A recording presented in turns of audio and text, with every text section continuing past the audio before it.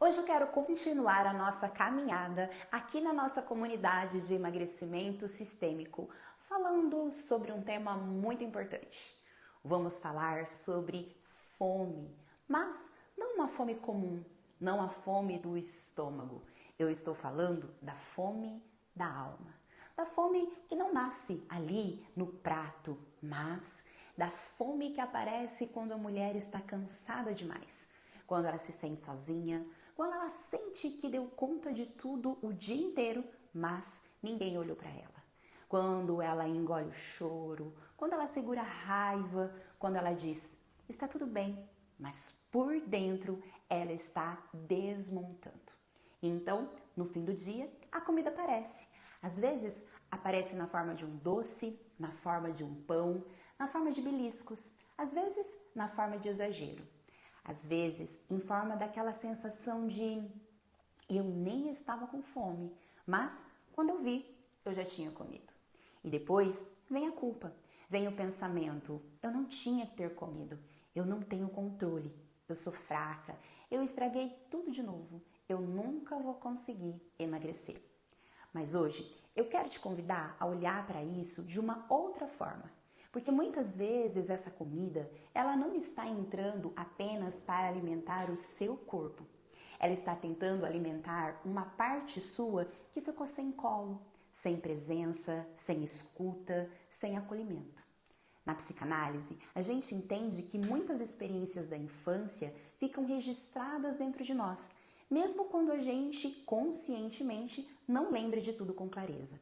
A criança que não se sentiu vista, a criança que precisou amadurecer cedo, que teve medo de dar trabalho, que precisou cuidar da mãe, que sentiu rejeição, que ouviu críticas, que não podia chorar, que não podia sentir raiva, que aprendeu que para ser amada precisava agradar. Essa criança não desaparece simplesmente porque crescemos. Ela continua existindo dentro da mulher adulta.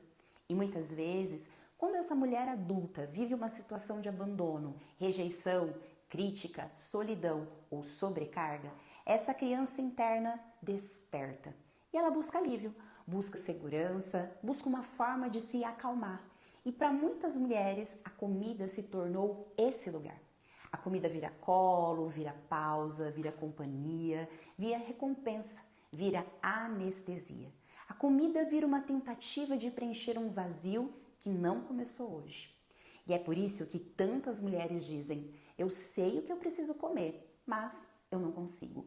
Eu começo bem o dia, mas à noite eu desabo. Eu faço tudo certo por um tempo, mas depois volto para o mesmo lugar. Eu não entendo porque eu me saboto tanto. Talvez não seja falta de informação, talvez seja excesso de dor não escutada. Existe uma diferença muito grande entre comer por fome física e comer por fome emocional. A fome física, ela nasce no corpo. Ela vem aos poucos, ela aceita alimentos de verdade, ela passa quando o corpo está nutrido. Mas a fome emocional não. Ela costuma vir de repente. Ela pede algo específico, vem com uma urgência, com ansiedade, com sensação de vazio, uma necessidade de alívio imediato. E muitas vezes, mesmo depois de comer, a mulher continua vazia. Porque não era o estômago que estava pedindo, era uma parte emocional ferida. Era uma memória, uma falta, era uma dor antiga tentando ser acolhida. Dentro da visão sistêmica, também podemos olhar para isso de uma forma muito profunda. Muitas mulheres aprenderam ali, dentro da própria família, que a comida, ela era amor. Comida era presença, era cuidado, era a forma possível de receber afeto. Talvez na sua casa ninguém falasse sobre sentimentos. Talvez ninguém perguntasse como você estava se sentindo. Talvez não houvesse espaço para tristeza, para sentir medo, raiva ou fragilidade. Mas havia comida. Havia o prato cheio, havia o doce como forma de dizer, eu cuido de você. Mesmo quando as palavras não conseguiam chegar, a comida, ela estava lá. E isso cria registros muito profundos em nós. Porque para a criança, Comida e amor, elas podem se misturar. Comida e segurança podem se misturar. Comida e pertencimento podem sim se misturar. E na vida adulta, quando essa mulher se sente emocionalmente desamparada, o inconsciente busca aquilo que um dia trouxe a sensação de acolhimento, ou seja, a comida. Mesmo que depois venha culpa, mesmo que depois venha peso, mesmo que depois venha sofrimento. O inconsciente, ele não está buscando emagrecimento, ele está buscando sobrevivência. Ele está buscando alívio, ele está buscando algo conhecido. Por isso, quando você tenta emagrecer apenas pela força, pela cobrança, pela rigidez ou pela punição, muitas vezes você entra em guerra com uma parte que está apenas tentando se proteger. É como se uma parte adulta dissesse: eu preciso emagrecer, mas uma parte emocional, infantil e ferida dissesse: mas eu preciso de colo, eu preciso de segurança, preciso de prazer, preciso de descanso, eu preciso sentir que alguém cuida de mim. E essa parte, ela não é escutada. E assim ela vai continuar buscando comida. Não por fraqueza, mas por uma necessidade emocional. Por isso, o emagrecimento que eu acredito não começa com briga, mas sim começa com escuta. Começa quando você para por alguns segundos antes de comer para sair do piloto automático e pergunta: o que eu estou sentindo agora? Eu estou com fome ou eu estou precisando de acolhimento? Estou cansada? Estou triste? Estou ansiosa? Estou me sentindo sozinha? Estou tentando engolir alguma emoção? Essas perguntas, elas parecem simples, mas elas abrem uma porta muito profunda. Porque quando você começa a dar nome para as suas emoções, você começa a sair do automático. E quando você sai do automático, você começa a recuperar o poder sobre si. Mas veja, isso não é sobre proibir você de comer. Não é sobre nunca mais comer um doce, não é sobre controlar tudo de forma rígida. É sobre começar a perceber quando a comida está ocupando um lugar que talvez precisasse ser ocupado por cuidado, por descanso, limite, choro, conversa, presença ou terapia. Às vezes, o que você chama de compulsão é uma dor pedindo escuta. Às vezes, o que você chama de descontrole é uma parte sua pedindo descanso. Às vezes, o que você chama de preguiça é uma exaustão emocional profunda. Às vezes, o que você chama de fome é saudade de si mesma. E talvez uma das coisas mais bonitas desse caminho seja começar a desenvolver uma nova forma de maternar a si mesmo. Porque muitas mulheres cuidam de todo mundo. Cuidam da casa, cuidam dos filhos, do marido, do trabalho, cuidam das demandas dos outros, mas não sabem se cuidar, não sabem se acolher, não sabem se perguntar: o que eu preciso agora? E quando não existe isso, fica tudo no automático. Falta esse autocuidado. E aí, é claro, a comida, ela entra como uma tentativa rápida de conforto. Mas você pode começar a construir outro caminho. Um caminho onde você não precisa mais da comida como um colo. A comida onde você aprende a pausar, a respirar, se perceber, se acolher, acolher a sua criança interna, a olhar para as suas dores sem se culpar, a reconhecer que o seu corpo não está contra você. Ele está contando uma história. E talvez essa história diga: eu precisei da comida quando não havia outro recurso.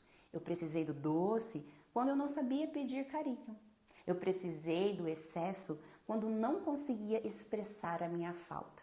Eu precisei engolir porque ninguém me ensinou a falar. Mas agora, adulta, você pode começar a fazer diferente. Não de forma perfeita, não de um dia para o outro, mas com consciência, com presença, com compaixão, com responsabilidade amorosa. Hoje eu quero te propor um exercício simples. Quando vier uma vontade intensa de comer, fora da fome física, antes de se julgar, pare por um minuto, coloque a mão no peito, respire fundo e pergunte para você mesma: que parte minha está pedindo colo agora? Talvez a resposta venha com uma palavra como cansaço, solidão, raiva, medo, tristeza, rejeição, vazio, ansiedade, saudade. Acolha o sentimento que surgir e depois pergunte, além da comida, do que eu realmente preciso nesse momento? Talvez você precise descansar, precise chorar, talvez precise escrever, talvez precise dizer não, pedir ajuda, se afastar de algo que te machuca ou de alguém que te faz mal. Talvez precise apenas se tratar com mais gentileza. E se você ainda assim comer, não transforme isso em punição. Apenas observe, aprenda e volte. Porque o caminho do emagrecimento sistêmico não é um caminho de culpa, é um caminho de consciência. É um caminho de olhar para a comida e perguntar: que lugar ela tem ocupado na minha vida? Ela está me nutrindo ou ela está tentando silenciar algo?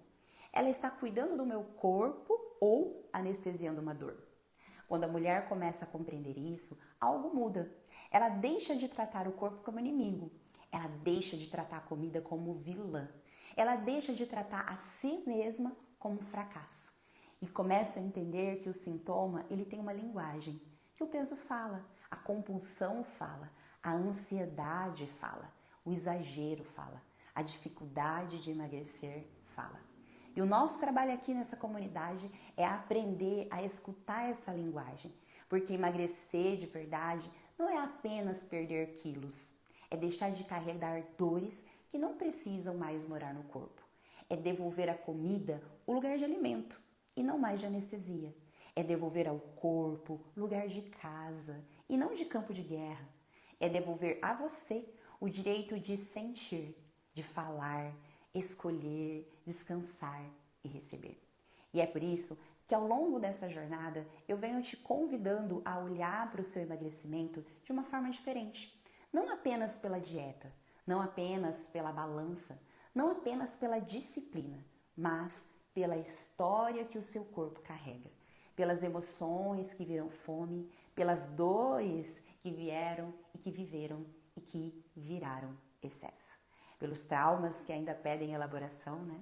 Pelas lealdades que ainda prendem você em alguma forma de sobrevivência. E se você sente que esse caminho ele faz sentido para você, continue aqui comigo, porque cada reflexão que fazemos aqui é um passo para você se compreender melhor. E quando uma mulher começa a se compreender, ela para de se abandonar.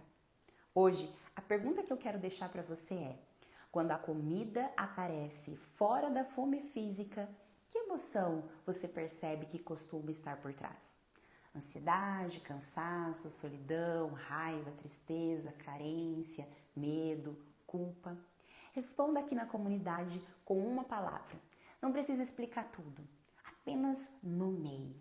Porque quando você nomeia a emoção, você começa a tirar a comida do lugar de silêncio e começa a devolver voz para aquilo que por muito tempo ficou aí calado dentro de você. Nos encontramos no nosso próximo vídeo. Até lá!